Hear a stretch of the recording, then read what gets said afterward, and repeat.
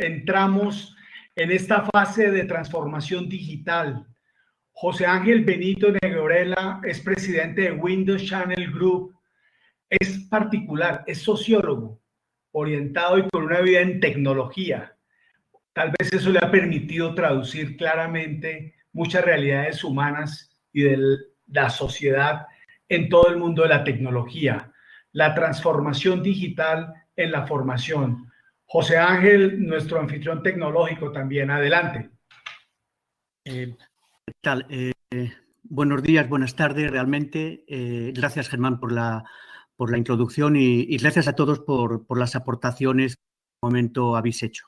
Sé que nos hemos ido bastante en tiempo. Intentaré concentrarme lo máximo que pueda para que mantengamos al final el interés que realmente ha sido bastante alto durante la presentación de este webinar. A mí me gustaría aportar una visión un poquito diferente a la educación, al tema de la educación, que sería partir de una revisión sociológica para, a partir de ahí, redefinir cuáles son o cuáles empiezan a dibujar como los ámbitos de la educación y proponer al final cuáles pueden ser las claves de una integración del mundo virtual con el mundo esencial. Hay pocas actividades del ser humano, hay pocas dimensiones, incluso sociales, que reflexionen tanto, analicen tanto y debatan tanto sobre sí mismas como la educación. Y si uno intenta decir cosas nuevas de la educación es difícil, porque realmente es uno de los principales puntos de debate de cualquier reflexión que se haga. De hecho, siempre ha estado tradicionalmente anclado en los debates filosóficos y de la propia esencia humana. Pero hay un hecho: la educación siempre ha vivido en tensión con la realidad en la que se ha desenvuelto en cada momento. El vivir en tensión con la realidad significa que desde las posiciones gobernantes se intenta controlar y desde las posiciones o menos sociales se intenta abrir, pero al final ha habido siempre una tensión con la realidad que están. Independiente de lo que está pasando con el COVID-19, ¿en qué realidad estamos ahora nosotros? Imaginémonos que esta conversación la podríamos haber tenido no hoy 12 de mayo, sino el 20 de enero. Y nosotros tenemos el curso que ahora. Imaginemos que esto hablamos el 20 de enero de este año. Lo que diríamos, y es perfectamente, es que el cambio social que hemos tenido en los 20 años nos ha impactado fuertemente en tres cosas que desde el punto de vista de educación son básicas. La primera cosa que nos ha impactado y nos ha cambiado es nuestro concepto del tiempo. No usaré la palabra concepto, mejor en cómo vivimos el tiempo. El segundo tema o el segundo punto donde nos ha cambiado radicalmente es en cómo vivimos el momento, el presente. Y el tercer elemento que ha cambiado fuertemente es la forma en la que tenemos de relacionarnos. En los 10.000 años que llevamos de existencia cultural más o menos conocida, no ha habido ninguna transformación tan fuerte que haya impactado en 3 o 4 o 5 generaciones tan fuerte como es en el tiempo, en el presente y en el nivel de relaciones que se establece. Si nosotros mirásemos ahora a los estudiantes y, por lo tanto, a los que se supone que son los destinatarios del esfuerzo educativo de los centros de educación, veremos que los estudiantes están invadidos por todo tipo de información. No información, están invadidos por comunicación. La comunicación no es una variable, nosotros somos comunicación. Los estudiantes son comunicación y ellos están invadidos de comunicación. Además, todo lo que reciben y cómo se comportan ellos es tremendamente volátil, es decir, dura poco en el tiempo. Los mensajes duran poco, las relaciones duran poco, hasta lo que uno aprende, lamentablemente, en muchos casos dura poco, se olvida fácilmente. Y además, nos hemos convertido en una sociedad donde los propios estudiantes saben que lo primero que buscan es la inmediatez. Hacen caso antes a un mensaje que les llega en un móvil determinado sin saber de quién es ese mensaje que a alguien que le esté hablando en ese momento. Interfieren cualquier cosa por un canto de sirena que les llegue en cualquier momento. Buscan todo la inmediatez. Si vivimos en un entorno invasivo, volátil e inmediato antes del COVID-19, estamos en esa misma situación actualmente. No ha cambiado para nada las coordenadas principales nuestras desde el punto de vista de comunicación. Pero aún se ha complicado un poco más la realidad, porque la realidad que tenemos actualmente es más difícil recordar y es más difícil que los mensajes permanezcan. Y cuando digo mensajes no me refiero a mensaje de uno a otro, sino incluso lo que uno aprende. Le es más difícil retener las cosas. Pongo un ejemplo muy sencillo. Si los estudiantes se inclinan más por ver que por leer, si se inclinan más por ver un vídeo en YouTube que leer en un libro, ver genera o requiere un esfuerzo mucho menor que leer. Leer requiere un esfuerzo porque requiere concentración y tiempo. Ver, puedes ver y hacer otras 80.000 cosas a la vez. Es decir, ver va en la línea de invasivo, volátil, inmediato. Leer va en la línea de lo que eso está atacando. De alguna manera, lo que estamos planteando es que en esta situación, en esta realidad, es donde los estudiantes se mueven, antes del COVID y después del COVID. Por lo tanto, antes del COVID también ya era necesario hacer un replanteamiento de cómo se tiene que manejar la educación o de alguna manera de cuáles son los ámbitos que están interviniendo en la educación. Yo fui educado en el colegio de los jesuitas en Valladolid, el mismo colegio al que fue mi padre, el mismo colegio al que fueron mis abuelos, el mismo edificio, muy bonito, uno puede ir a verlo y lo ve. Yo voy al colegio igual que cuando yo iba ahí con mis 12, 14 años, 10 años. E insisto, el de mi padre y el de mis abuelos. Sigue igual. Pero ahí realizan absolutamente toda su actividad académica, lo que se llama la actividad presencial, que todos conocemos, pero es que yo hablo ahora con padres que ya no son de mi edad, sino incluso, obviamente, más jóvenes que yo, que están llevando a sus hijos a ese colegio, al colegio de los jesuitas de Valladolid. En mi época era solamente de varones, ahora ya es de los dos sexos, han cambiado cosas, pero la relación entre el colegio y el hogar es la misma. La relación entre el hogar es exactamente igual. Ha cambiado la tecnología, han cambiado ciertos aspectos, son cosas, pero el 95% de la educación se genera, empieza, y perdón que use esta palabra porque no es muy adecuada, pero es una forma de escribirlo, y muere de alguna manera, es decir, se cierra en el entorno presencial del colegio. Y luego, eso sí, se han establecido una especie de canutos hogar, un canuto, un cable, especie de vía, un camino, ha sido, ahora ya hay muchos procesos activos que no tienes que ir a hacerlos al colegio, los puedes hacer a través de herramientas que el colegio pone para que los padres puedan hacer procesos administrativos de relación con el colegio. También es verdad que los padres pueden hacer ciertos seguimientos de cuál es el progreso de los estudiantes del colegio, en sus notas, sus calificaciones, ausencias, etcétera. Y también pueden hacer, en algunos casos, seguimientos de las tareas. Los tres caminos que han abierto entre el ámbito presencial y el ámbito hogar. Ahí se ha quedado. Eso es de momento lo que tenemos.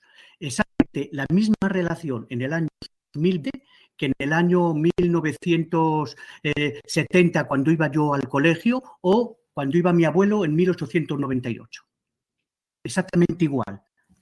Si todo gira en torno al mundo presencial, por lo tanto, si todo gira en torno al colegio, ¿cómo podemos hacer para romper esto?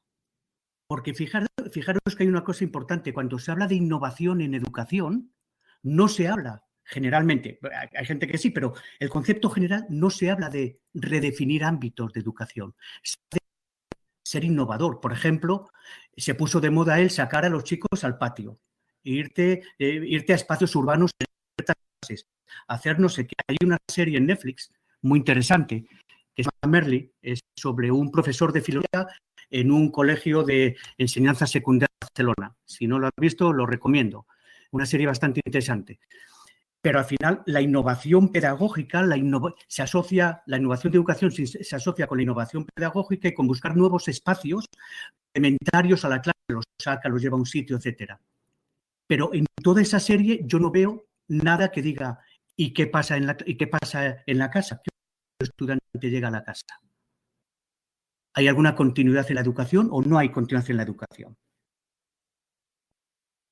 Tuvo que llegar un tsunami fuerte como este que nos ha puesto todo patas arriba. Y al ponernos todo patas arriba, resulta que nos hemos encontrado con que a los centros escolares se les ha dicho, de la noche a la mañana, se cierra el colegio, entre comillas, porque yo sé que no se cierra, pero físicamente, se puede ir a donde se estaba el 5% de educación Y ahora resulta que estos circulitos que tenemos los cambiamos de tamaño. El naranja que era pequeñito y el azul se convierte en enorme. ¿Y qué hemos hecho? ¿Cómo hemos hecho eso? Claro, ahí viene una parte especialmente complicada, porque cada uno se ha buscado la vida como ha podido. Muchos colegios han cogido Skype, han cogido Zoom, otros han cogido una herramienta que tenía por aquí, otra herramienta que tenía por allá. Hemos creado nuestros puzzles para intentar pegar como mejor hemos podido en esta situación. Algunos han salvado la cara un poquito mejor, otros con más dificultad, pero todos han buscado la vida de una forma muy activa. Pero claro, cuando estamos hablando de qué vamos a hacer en entornos en los cuales resulta que parte de la educación hay que sacarla de un edificio físico, nos vamos al concepto de virtualizar. Pero cuando hablamos de virtualizar en este entorno, no nos confundamos, no estamos hablando de virtualizar la educación. Estamos hablando de incorporar una nueva dimensión a la educación. ¿Qué significa incorporar una nueva dimensión a la educación? Lo que significa es, los colegios o los centros escolares o los centros educativos son gestores de conocimiento. Da igual el ámbito en el que esté, gestor de conocimiento.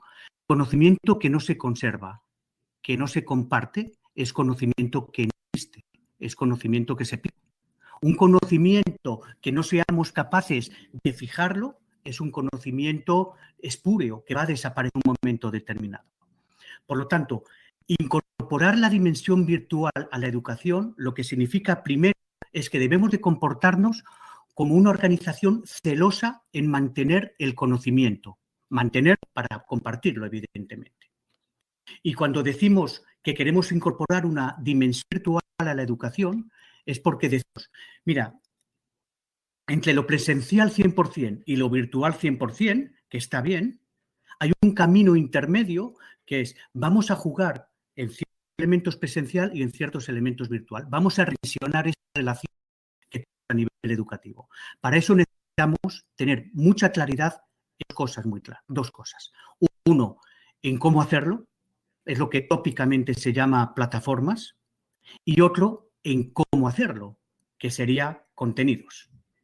Si hablamos de la parte de plataformas, yo diría, cuando uno dice, vamos a incorporar una dimensión virtual a nuestra educación, como decían, no es solamente poner un Zoom o un Skype, es mucho más que eso, porque implica, que son las palabras que pone ahí a la izquierda de la pantalla, implica que el centro de educación tiene que hacer un esfuerzo por analizar por lo menos 6 aspectos importantes. Los 6 aspectos importantes que yo sé que en estos momentos, por la premura del tiempo, era más importante poner un Zoom y ser capaz de ver la cara a los chicos o a las chicas y capaz de establecer algún tipo de comunicación, clase virtual, entre comillas, pero es el momento para que reflexionemos y digamos, lo primero que hay que hacer es, tenemos que reordenar nuestros espacios de estudio. Tenemos que saber que si yo tengo una clase de historia, yo esa clase de historia la puedo tener presencial hasta el límite que me permite de momento las circunstancias de mi realidad, pero también tengo una dimensión virtual que puedo apoyar fuertemente. ¿Qué voy a repartir? ¿Cómo lo voy a repartir? Tengo que reflexionar sobre cómo hacerlo. Tengo que ser capaz también de ayudar a mis estudiantes a que gestionen el tiempo. Cuando yo voy a empezar a incorporar una dimensión virtual, la gestión del tiempo es básica. Fácil gestionar el tiempo. La única forma de gestionar el tiempo es partirlo en bloques pequeños. Uno no puede decir a un estudiante, haz esto. Uno a un estudiante le tiene que decir, haz esto, esto y esto. Es decir, hay que establecer bloques temporales muy claros y eso exige, evidentemente, un proceso de elaboración por parte del profesor. Hay que ser capaces de evaluar, pero ¿de evaluar qué? No me refiero aquí a evaluar el rendimiento del estudiante, no, evaluar la cantidad de trabajo que vamos a generar en el entorno presencial y en el entorno virtual. Y habrá asignaturas que requieran más presencial que virtual y otras que el virtual sea un refuerzo especialmente interesante. Hay que dividir. ¿Qué significa dividir? Dividir significa, si tengo una clase y la clase la tengo dividido en temas o en proyectos o como quiera, estos a su vez los tengo que microsegmentar más todo. Tengo que ser capaces de establecer grandes bloques en pequeños bloques manejables por los estudiantes. Y a esos bloques les tengo que fijar objetivos, fijar objetivos a corto plazo y medibles. Y a través de esos objetivos, ser capaz también de definir, es decir, qué tipo de resultados voy a esperar en cada momento. Eso no es un proceso que se haga de la noche a la mañana, ni que de repente nos venga por inspiración. Es decir, es un proceso que exige una elaboración por parte del profesorado, por parte de los centros educativos, cuando dicen voy a incorporar y voy a ampliar el ámbito presencial al ámbito hogar de alguna manera, ¿no? Con todo ello, ¿qué es lo que estamos abriendo? Con todo ello, lo que nosotros apostamos es que desde el punto de vista de una solución o plataformas que me puedan colaborar para hacer esto, voy a tener que abrir como 4 grandes entornos de trabajo. Por una parte, voy a tener el mundo de los contenidos, que significa el mundo académico y no académico, luego lo veremos. Voy a definir también, o tengo que tener muy claro, rutas de aprendizaje. Educación sin control es un descontrol.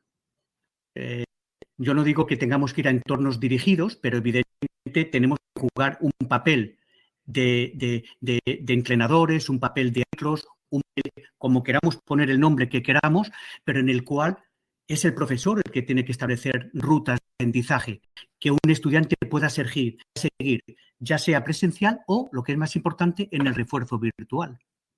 Por intercalar cuando queramos la sesión en vivo, obviamente la sesión en vivo es continua, porque es lo único que tenemos, puesto que se cerraron físicamente los edificios. Cuando se vuelvan a realizar condiciones realmente, dosificadamente o lo que sea, se incorporarán las sesiones en vivo donde caigan en cada momento. Y obviamente se tienen que poder hacer en cada momento fácilmente, muy rápidamente, sin ningún tipo de esfuerzo por parte del profesor, pruebas de control. Pruebas de control no significa que tenga que poner exámenes con alumnos, pero sí yo tengo que saber por dónde están progresando y qué es lo que está pasando ahí, no dejarlo todo a un último día. Por lo tanto, una plataforma que me incorpore todo, que sea capaz de generar, de proveerme un buen género de contenidos en el cual pueda hacer yo rutas de aprendizaje, que pueda incorporar sesiones en vivo y, por supuesto, que pueda realizar controles. Es decir, esos son como elementos principales que uno podría decir. Si yo quiero incorporar la acción, ¿cuáles serían características más o menos importantes que yo podría pedir a ello?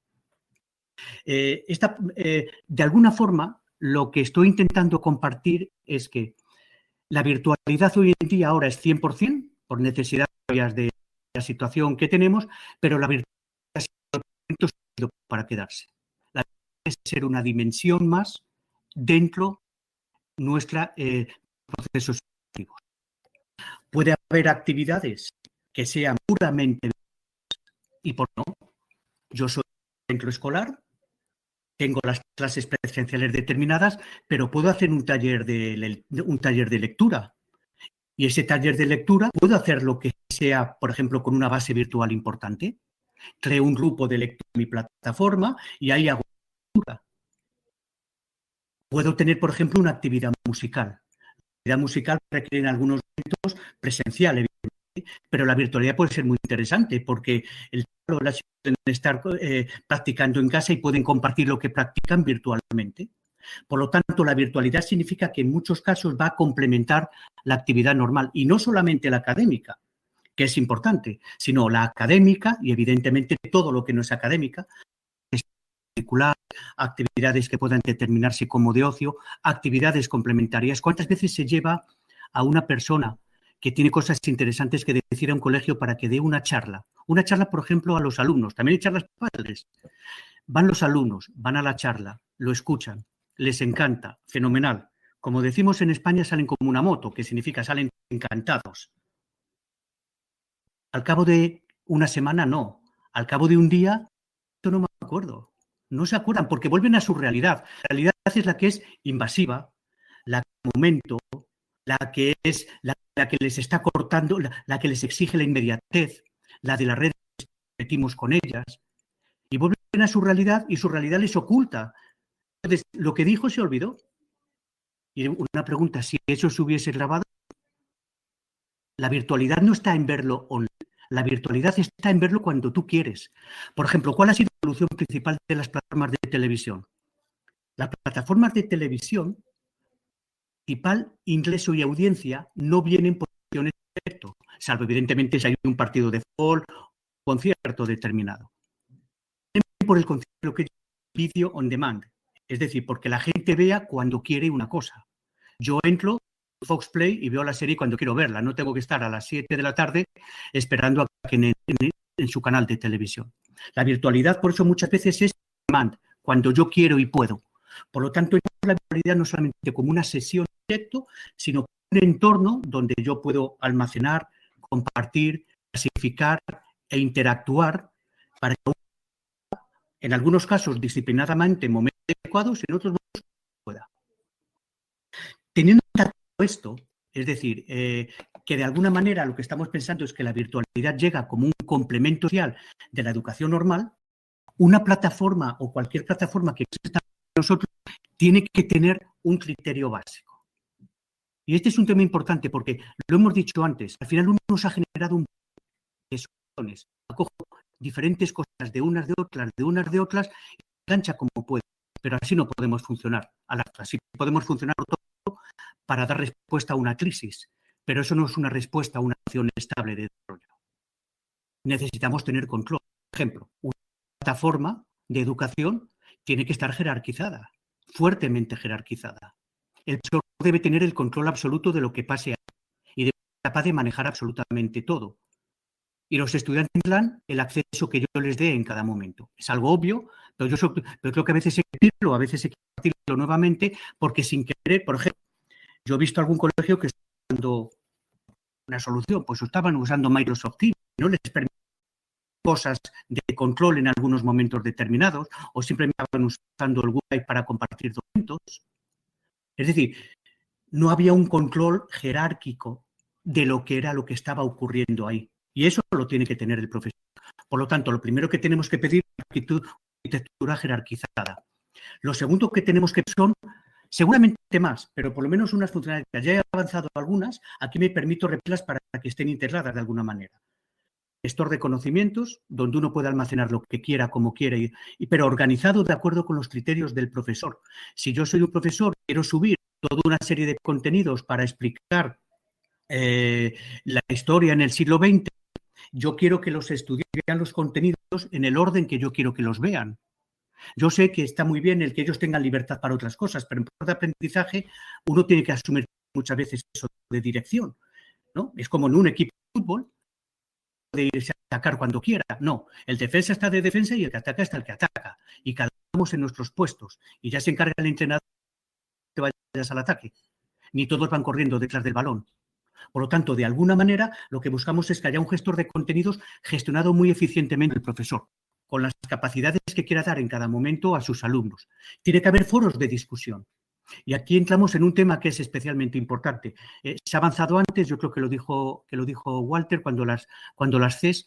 Hay una cosa básica en la educación. La educación cumple su objetivo cuando creamos a personas con criterio.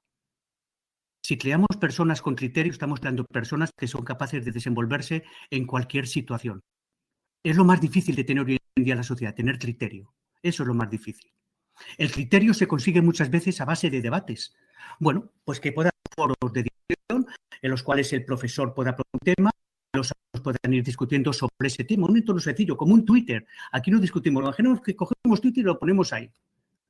Yo siempre mucho a un escritor español, se llama Arturo Perte, que es muy activo en Twitter. Bueno, él hace un cosa de estas, pues suelta temas como para que la gente discuta, a veces para provocar o para lo que sea, y lo que provoca al final es un foro de discusión. Esto es lo mismo que tener foros de discusión dirigidos. Evidentemente tiene que tener un concepto que nos gusta mucho para nosotros, que es el concepto de salas temáticas. ¿Qué significa una sala temática? Una sala temática es, yo tengo una clase de matemáticas, y la clase de matemáticas, yo qué sé, Geografía 2 o como se quiera llamar, para los alumnos de 14 años. Esa clase yo puedo crear salas temáticas, significa agrupar los contenidos en un área específica para que se vean todos de como una especie de favoritos, pero con inteligencia. ¿Para qué? Para que yo pueda reforzar elementos concretos de la educación con mis alumnos en momentos determinados. Y esas salas temáticas me valen tanto a nivel presencial como a nivel virtual. Yo tengo que tener la capacidad de poder hacer evaluaciones muy fácilmente, con un clic.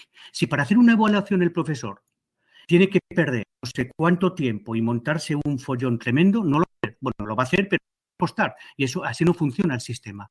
Entonces, la plataforma me permite que si yo quiero hacer ahora una población de preguntas, la puedo hacer en 2 minutos y que mis alumnos me tengan que contestar antes de las 3 de la tarde. Y todo eso lo he planificado en 5 minutos. No lo he tenido que planificar en no sé cuánto tiempo, he tenido que hablar con el de IT para que me ayude a hacer no sé qué o leer un manual no sé cuántos.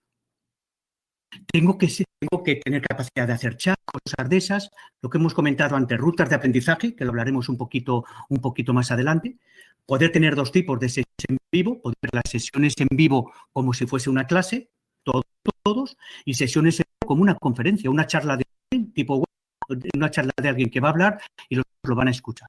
Y, por supuesto, estadísticas de todo lo que hay. Tengo que saber absolutamente todo lo que pasa. Esos son como las funcionalidades básicas que una plataforma pueda tener. Y esto tenemos que buscarlo en una plataforma, no en 5, cogiendo cosa de aquí, otra cosa de allá, esto de aquí y esto de allá. Porque esa forma de integrar 80.000 cosas de fuera le supone tal nivel de y de trabajo adicional al centro o al centro educativo que en muchos casos le va a perder interés e incentivo en poder hacer este tipo de herramientas.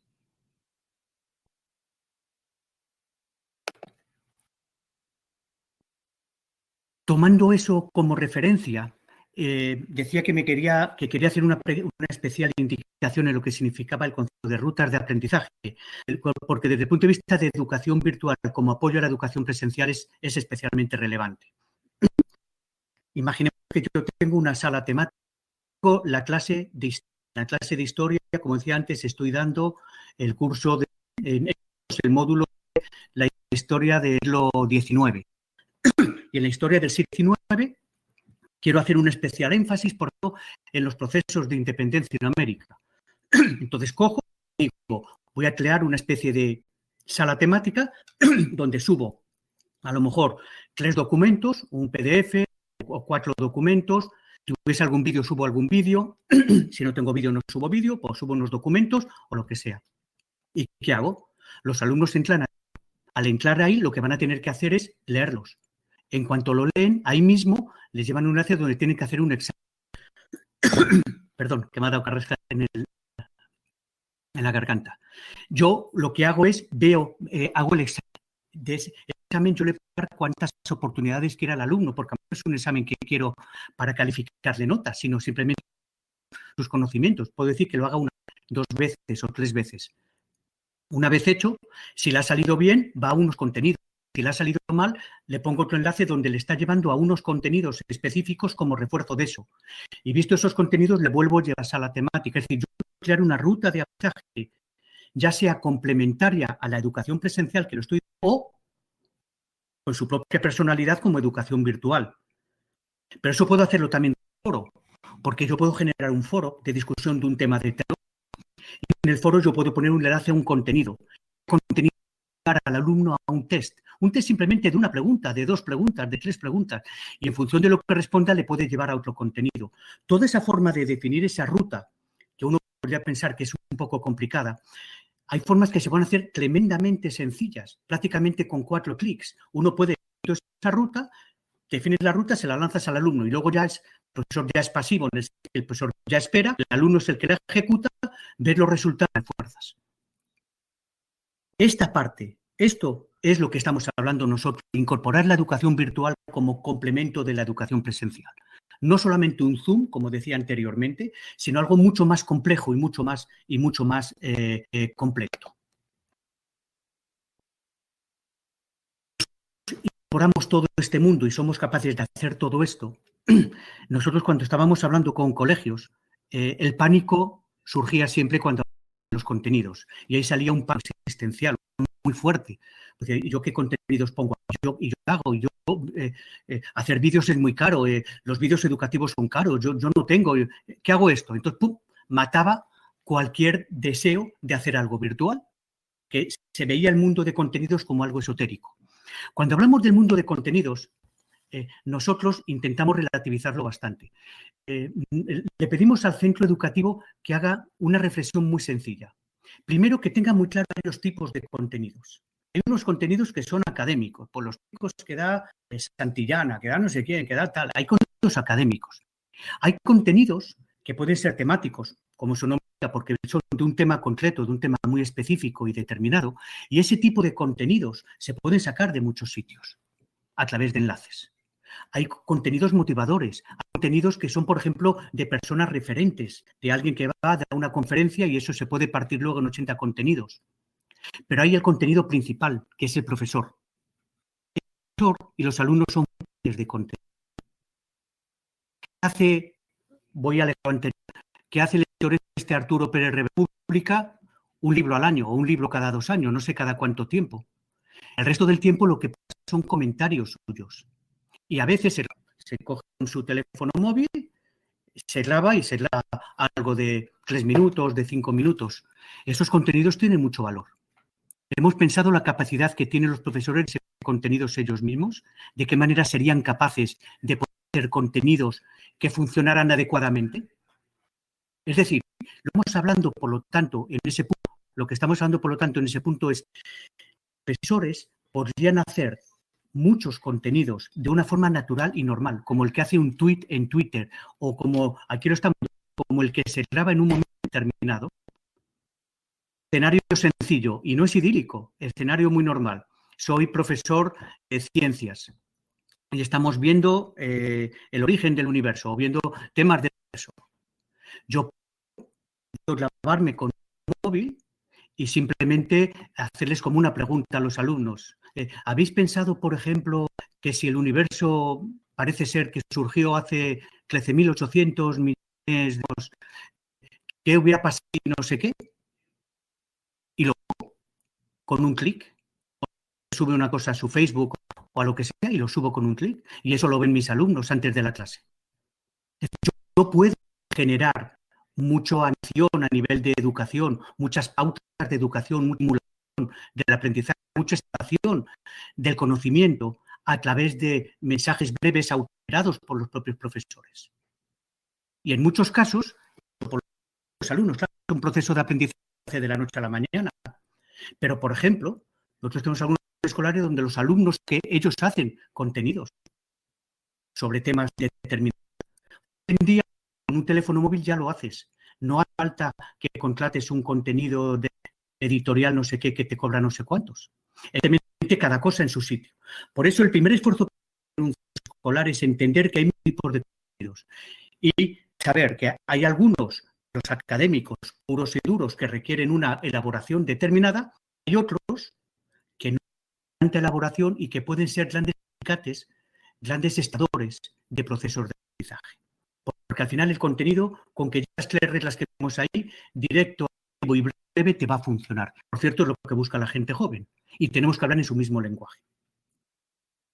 Resumiendo, de alguna manera, la aproximación o la aportación que queríamos hacer nosotros en este webinar era hacer una reflexión muy sencilla.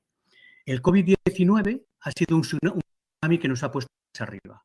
Nos han obligado a tirarnos a una piscina cuando no sabemos nadar y tampoco tenemos la garantía de que haya agua. No sabemos si nos vamos a dar un castañazo, no sabemos si vamos a poder sobrevivir y cada uno se ha buscado la como ha podido. Han integrado herramientas parciales, han integrado herramientas virtuales y han sumado todo lo que han podido para poder sacar la cabeza en esta situación.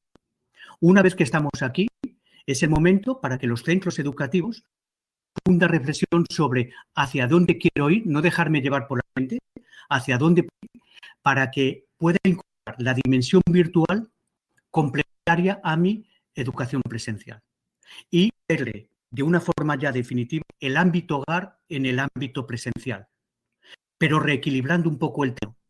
No que sea el gran sol y el pequeño Mercurio, sino que sea el gran sol, por lo menos pues, cojamos a Júpiter, es decir, que sea el hogar sea más grande de lo que es actualmente, porque va a poder ayudar a que los alumnos se identifiquen mucho más con los procesos educativos del colegio. Y va a poder ayudar a que los alumnos no se hagan una continuidad educativa, sino que hablando su mismo lenguaje sean capaces de aprender, entre comillas, más alegremente.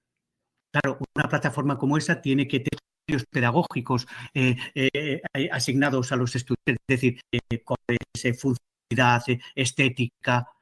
Y si uno entra hoy en día en las plataformas, yo conozco plataformas virtuales donde yo actualmente en Miami, en Estados Unidos, y sinceramente las plataformas virtuales que tengo yo conocimiento aquí, pues son ariscas, son duras, no son fáciles, las usan por afición, no las por devoción, las usan por obligación.